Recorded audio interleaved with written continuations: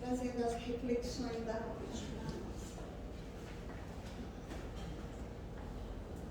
Minhas irmãs, meus irmãos, boa noite. Que Jesus nos abençoe, nos envolva na sua paz. Texto da leitura inicial vem bem nesse momento de que estejamos armados depois de termos feito tudo o que estava ao nosso alcance, não é? Vamos meditar nessas palavras, imaginar os nossos precursores, Paulo, Pedro, os cristãos que entravam nos círculos para serem trucidados, cantando hosanas, e eles olhavam e pensavam: quanto tempo mais ainda? Porque nós temos uma visão de tempo, não é? Mas Deus, Ele é o dono do tempo. Então, guardemos principalmente os nossos corações, para que possamos ser úteis nessas horas graves, dizer o verbo doce ou enérgico, conforme as circunstâncias. Porque a cada tempo, a cada ciclo, a cada geração nova que chega, os tempos vão exigir de nós, né? O verbo doce ou enérgico, como disse Jesus a Joana de Cusa, dizendo ela que retornasse às lutas da vida doméstica. E essa fala de Jesus para ela ainda é muito interpretada de uma forma muito literal, mas é muito mais abrangente. Mas o nosso assunto hoje é sobre a morte. Sobre a morte. Essa palavra que não meditamos muito sobre essa ocorrência, que é a única fatalidade mesmo depois que nascemos. É a morte, isso é fatal. Então, há uma frase que ela resume a lei do progresso, que está no túmulo de Allan Kardec, que foi lá colocada pela União Espírita Belga, que é nascer, morrer, renascer ainda,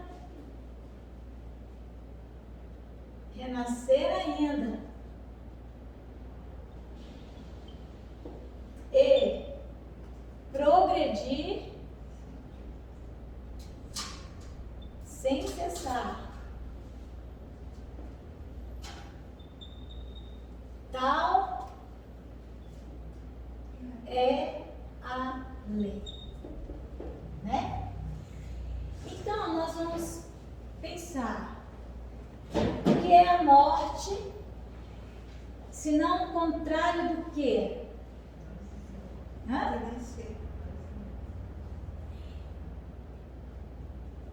A palavra morte, muitas vezes ela é considerada um antônimo, um contrário da palavra vida, mas não é assim.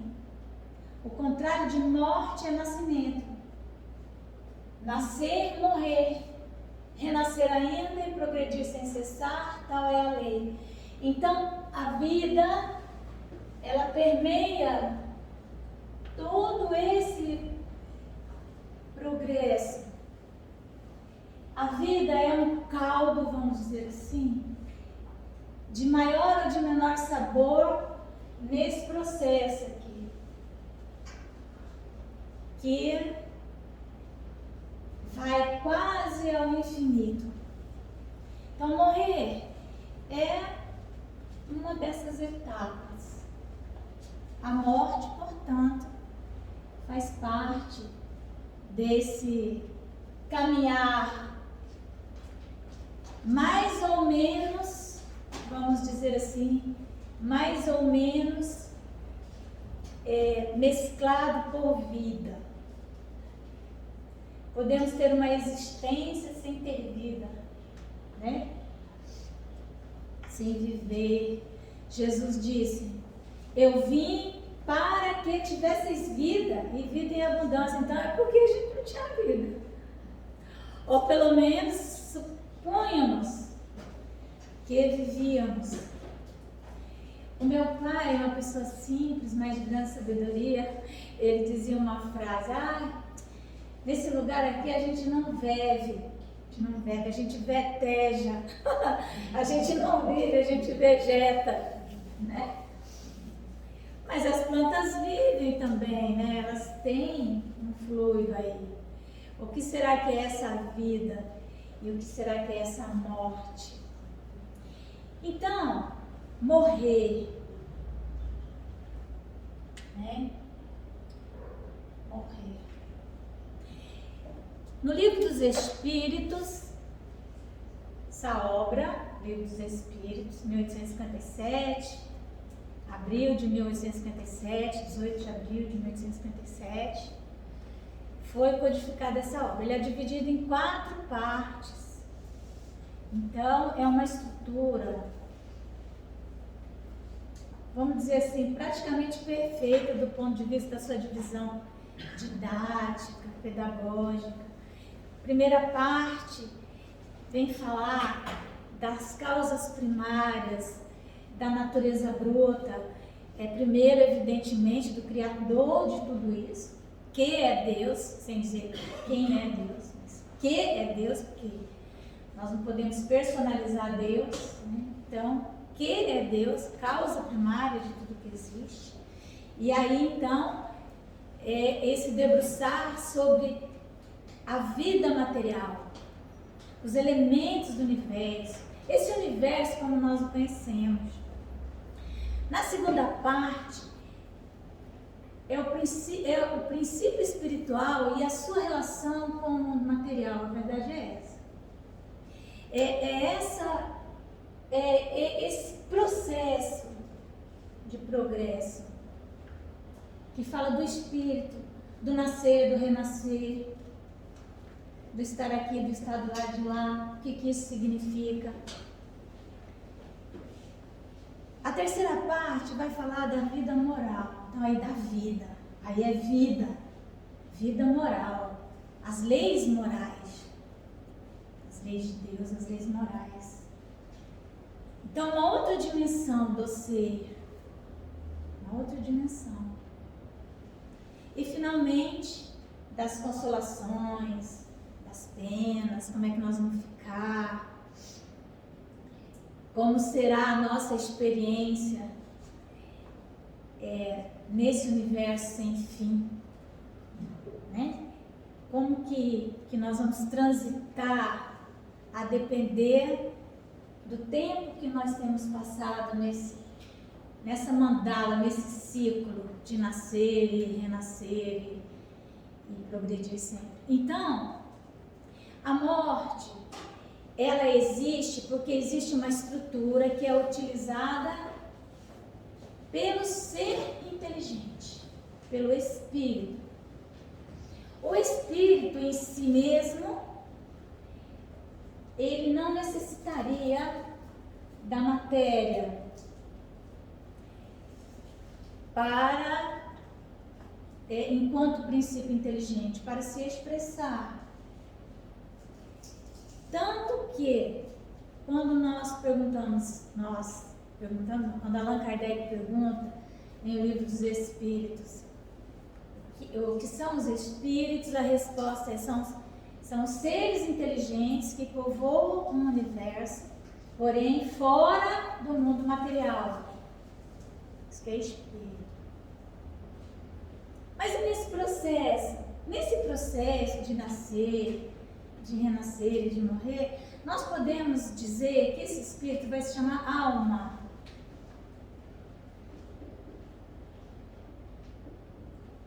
Isso aqui já é, vamos dizer assim, uma análise um pouquinho mais profunda. Porque nós pensando assim, a pessoa, o corpo morreu, já virou espírito, né? Já virou espírito. Será que é bem assim que funciona? Então, a morte do corpo é uma etapa de um processo que nós vamos chamar de desencarnação. E aqui, só para ser mais preciosa, né? Preciosismo, em O Livro dos Espíritos, vocês sempre vão ler reencarnação e desencarnação. Vocês não vão ler o desencarne e nem o reencarne, porque é sempre um processo. Então é a desencarnação e a reencarnação. Ah, mas isso é um preciosismo. Mas vamos ser preciosos, né? Porque a gente ouve muito isso. Ocorreu o desencarne de fulano. Não é que esteja errado, não é isso, mas vamos ser mais, chegar mais próximos da ideia. Então, esse processo de encarnação, reencarnação, desencarnação, ele só existe porque existe um mundo material. O mundo material, ele poderia não existir. Poderia não existir. Os Espíritos dizem isso para nós. E não mudaria nada. Mas qual a razão de existirem os mundos materiais? Para apressar o progresso do princípio inteligente. Essa relação com a matéria, então, possibilita experiências mais específicas, experiências da alma, como se um pedacinho nosso, que a gente vai chamar daí da personalidade, não é? Que a Martinha não é o ser integral, não, ela é essa personalidade aí, é uma experiência que ela está vivendo aqui em Rondônia e tal, que é muito circunscrita. Muitas das nossas crenças, muito daquilo das nossas reações, tem muito a ver, se 99%, com tudo que nos rodeia, com a língua que a gente fala, não é? Com as pessoas com as quais nós nos comunicamos, com as quais nós nos relacionamos, as influências dos homens de bem, as influências das ideias que estão postas, o tempo que nós estamos presentificados aqui nessa existência, tudo isso nos baliza para crescermos em determinado aspecto, certo? Então nós podemos dizer que, ocorrendo a desencarnação dessa personalidade aí da Martinha ou da Márcia, por exemplo, ocorrendo a desencarnação, a morte do corpo, nós podemos dizer que aquela personalidade morreu. Existe a morte da personalidade. Porque em algum momento aquele ser inteligente, gravitando para uma faixa mais sutil de matéria ainda, ele vai assumir memórias. E então muitas questões que ele valorizava demais já não vai valorizar, né? Muitas crenças que ele vai abrir mão delas, porque vai ver que não faziam nenhum sentido. Então aquela personalidade, ela acaba, e se ele reencarna, aí que acabou mesmo. Então existe sim a morte da personalidade, vamos dizer assim, né? Tanto que os espíritos, quando eles vêm se comunicar conosco, eles se revestem de uma forma, de uma personalidade que eles tiveram na Terra, para que nós possamos reconhecê-los, mas eles não são mais nada daquilo. Assim como os pintores que fazem pinturas mediúnicas, tem um caso de um que o guia espiritual pediu para ele vir, na verdade, finalizar algumas sinfonias. A médium inglesa, ela, agora me fugiu o nome dela, tem um livro, Sinfonias Inacabadas. Ela sabia muito pouco de música, mas ela começou a receber aquelas sinfonias que eles deixaram pela metade, eles vieram completar. E Liszt, um desses, disse que não ia não, porque ele já tinha ultrapassado em muito aquele tipo de música. Que voltar é como se nós hoje voltássemos lá no primário, o beabá. E ele falou assim, mas eu não quero, porque para que eu possa finalizar essa sinfonia, eu vou ter que entrar naquela faixa, ir para a terra, revestir aquela personalidade, lembrar o que eu estava fazendo lá, para finalizar essa sinfonia. Para nós é uma sinfonia. Mas, enfim, não sei se ele veio, se não veio, teve essa discussão aí lá entre eles, para nós vermos que aquela personalidade Liszt não tem mais, nem ele quer mais. Né? Van Gogh mesmo diz que quando pedem para ele vir pintar Van Gogh, ele não se sente confortável, porque ele tem que absorver as energias daquela personalidade que era tão sofrida, com tantos problemas. Então, existe essa morte, vamos dizer assim, que eu nem estou falando de corpo ainda. É algo que é um ciclo e que acaba. Mas a morte do corpo, né? O corpo mesmo, nosso corpo. O que é o corpo? Que o que a gente vê ali, né, no caixão, é um corpo. Tem um irmão que faleceu recentemente e eu chegava ali diante do corpo dele e eu não conseguia sentir nenhuma vibração ali. É comum, às vezes, eu ver pessoas desencarnando, você chega perto do cadáver, você sente que tem algo ali, há um magnetismo. Nele não havia. Era só um corpo mesmo. Eu falei, nossa, meu irmão realmente não está aí, né? Não tem nada aí, é só um casco, uma coisa assim. Foi diferente com a minha mãe. Com a minha mãe eu sentia, com meu pai, mas com meu irmão não enxerguei isso. Então o corpo de carne, ele é um envoltório, ele é uma casca que reveste o espírito. Na verdade, não é o espírito que ele reveste. O corpo de carne é aquela casca grossa de uma laranja que reveste uma outra mais fina, que tem outra mais fina, né? Assim. Então, quando ocorre a morte do corpo, ocorre, vamos dizer assim, a desvitalização dessa casca. Né? Mas existem outras dimensões que compõem toda essa estrutura que permite ao espírito ser alma, ou seja, se relacionar com o mundo corporal, se relacionar com a matéria, a primeira parte do átomo, como que é o átomo, não sei o que, se relacionar com essa dimensão, essa terceira dimensão. Há um mergulho nisso, mas como que isso é feito? Nós não sabemos a completude desse processo, mas alguma coisa já nos foi revelada.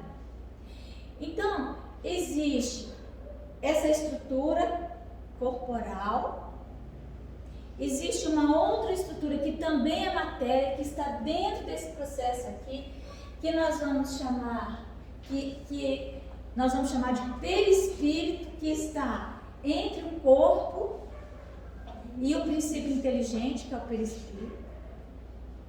Então, quando ocorre a morte do corpo, significa que as energias vitais que animavam aquele corpo cessaram. Não há mais vida anímica ali. Não há mais vitalidade no corpo. Mas, será que o perispírito já se desligou desse corpo? Como é que funciona esse processo? Ele é imediato? Os espíritos nos respondem que não é imediato, que é um desenlace. Há os laços que unem o perispírito, que é molécula a molécula. Nós somos ligados ao perispírito molécula a molécula. Imagina o que é isso. São nozinhos, um monte de nozinho. E existem centros vitais de convergência de energia onde esse nó é mais forte. E a depender daquele centro vital onde o ser inteligente viveu, teve a sua concentração de sensações, ali que nós estamos mais presos. Então, aquelas pessoas que utilizaram muito a inteligência, né, o seu cérebro foi utilizado bastante, ou para o bem ou para o mal, mas usou muito essa faixa da inteligência, podemos dizer que a vida dela, que a sede do espírito, do ser inteligente, fica mais concentrada, o grupo de sensações dela fica mais concentrado no cérebro. A pessoa que, num contraponto, utilizou mais as sensações amorosas, buscou a compaixão, buscou as relações afetivas, investiu mais nisso, então podemos dizer que o centro de sensações dela é o coração e que então o ser inteligente poderia estar situado mais no coração. Mas tem aquelas pessoas que vivem no estômago. Tem aquelas que vivem no centro genésico. É onde está a vida. Onde está a minha vida? É onde eu concentro maior número das minhas sensações. Então, no Evangelho nós temos lá que nós somos instinto, depois sensações.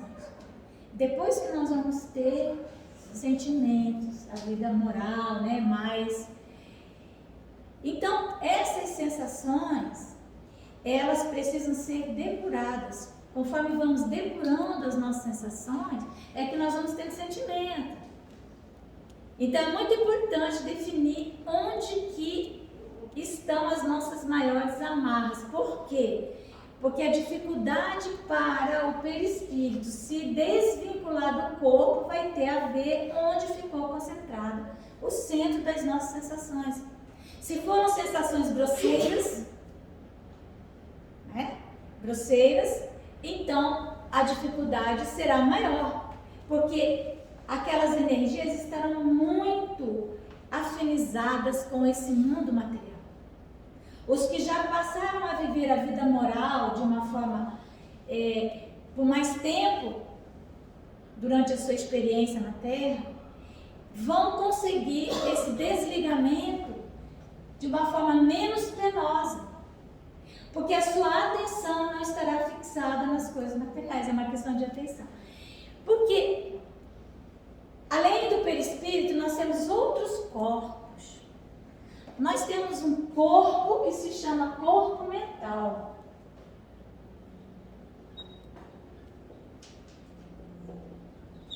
Que é a nossa mente, né? O corpo mental mente, ela faz parte da estrutura da matéria. A nossa mente é uma estrutura que ela se debruça sobre a realidade e nos diz o que as coisas são, nos ajudam a formar uma ideia da realidade. Então, o nosso corpo mental é que diz, já viu que às vezes a gente tira uma fotografia e fala assim, mas eu tô feio, eu não sou assim, feio desse jeito. Aí vem a pessoa, vocês estão né? Mas eu acho que não é.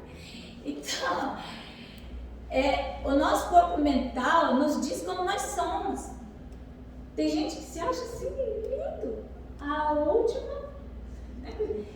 Todo mundo se acha, dizem, aqueles que são neurocientistas, que só veem o cérebro e tal, diz que ninguém se acha feio. A verdade é essa, todo mundo se acha bonito, o cérebro sempre vai nos ver muito mais belos do que verdadeiramente somos, muito mais harmônicos do que verdadeiramente somos. Até porque a gente não se vê, né? Nós não nos vemos a nós mesmos. Mas nós temos uma ideia, então, nosso corpo mental, que tem essa ideia de como nós somos. É esse corpo mental que cria as nossas doenças, né? Que, por exemplo, se nós perdemos um órgão e a pessoa, por exemplo, não tem uma perna, não tem um braço, é o corpo mental que vai fazer com que ela no mundo espiritual também não tenha braço, não tenha perna. Como que ela chega desse jeito lá? Como que ela chega com essa doença no mundo espiritual? André Luiz chegou com as mesmas doenças. É o corpo mental, porque é a mente que é matéria, mas que ainda está impregnada. Então, ocorreu a desencarnação, o perispírito conseguiu se livrar do corpo mental, daquelas emanações que tinham uma relação muito direta com a realidade material. Então vejam que isso é um processo lento.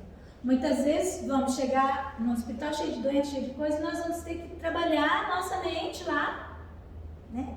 Esse corpo, para que nós possamos nos despojar dessas estruturas materiais, e elas vão ficando.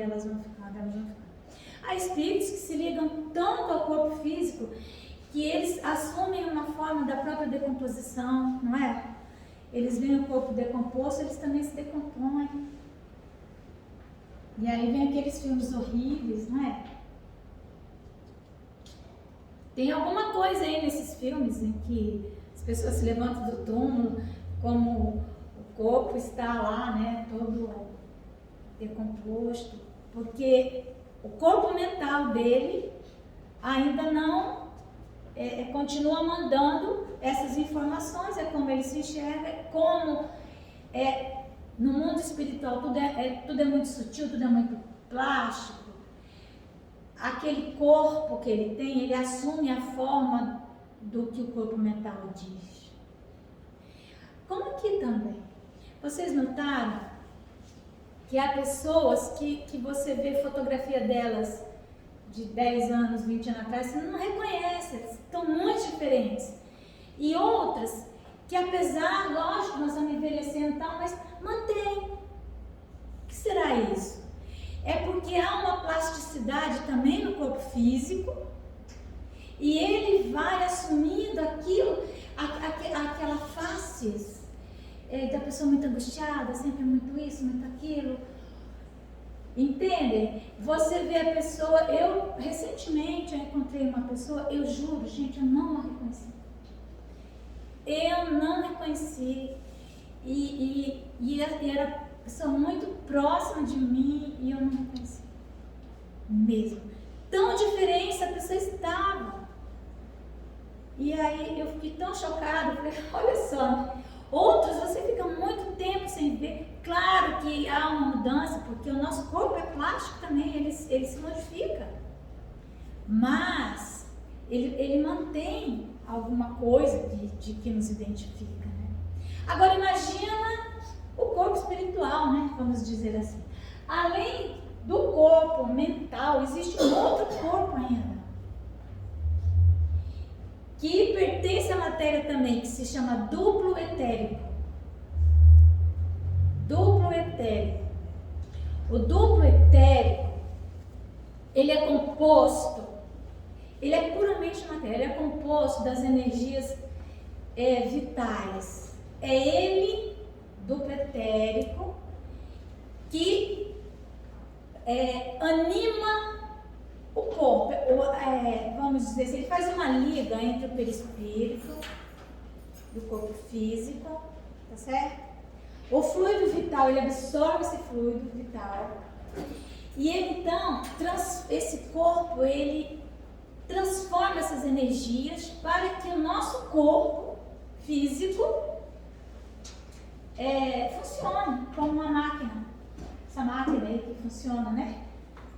E o espírito, então, ele utiliza todas essas estruturas. Eu não me lembro agora se é mecanismos da mediunidade, que André Luiz fala de uma pessoa que foi ele tinha essa mediunidade de desdobramento, que eu também tenho. É uma mediunidade sofrida, porque às vezes acontece isso, ele desdobrou, só que quando ele sai do corpo, ele saiu todo zonzo, passando mal, e ele saiu de duas cores, ele saiu, um lado dele era azul, o outro lado era laranja. Aí o André Luiz, que isso? Que fantasma doido é esse, né? Acho que é mecanismo da mediunidade. Aí o espírito que orienta André Luiz disse assim, não, é porque na verdade ele saiu com o duplo etérico junto. E aqui onde nós estamos não é lugar para o duplo etérico. O duplo etérico tem que ficar lá, junto com o corpo mental, tem que ficar lá.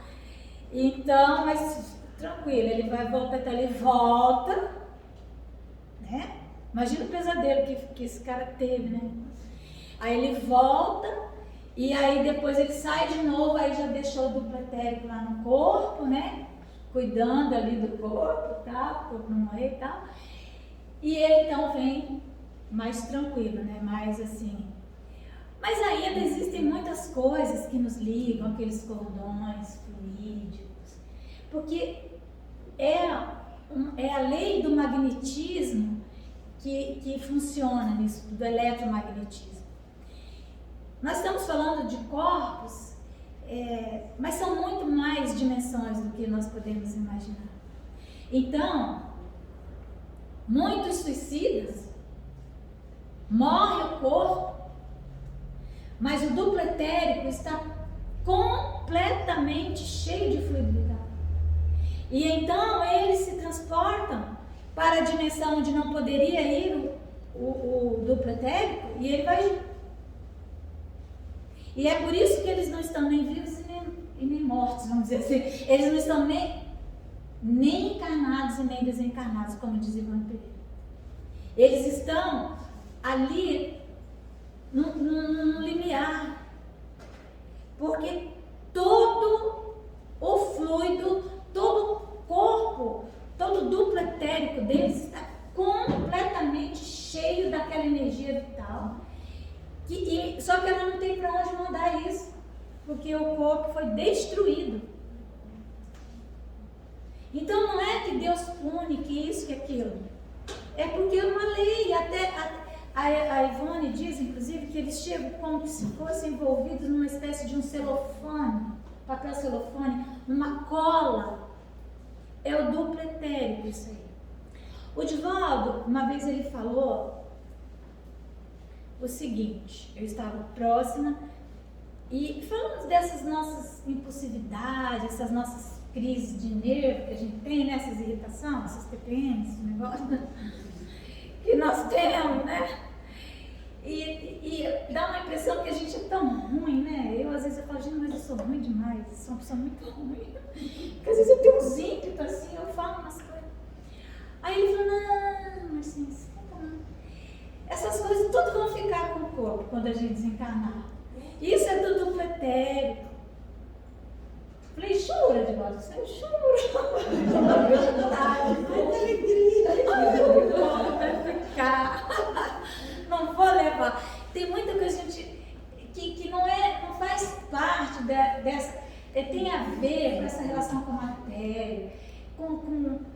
os nossos hormônios, com o corpo, com muita coisa que nós não temos como impedir. Então, desencarnar significa nos liberarmos de todos esses corpos. E então, sim, estamos mais livres, numa vida mais plástica, mais leve, sem nos arrastarmos sobre a terra, como é hoje, a gente se arrasta, né, andando e tal.